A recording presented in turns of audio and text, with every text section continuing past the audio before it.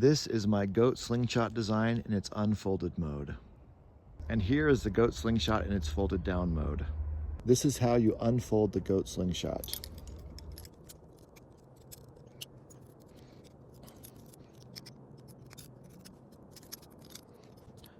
So you have the cross piece, and then you have these two arms that hold on to the rubber band. Now we can install the rubber band.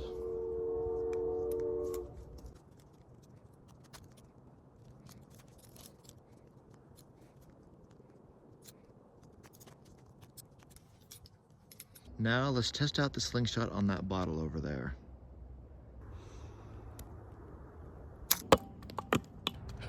I wish.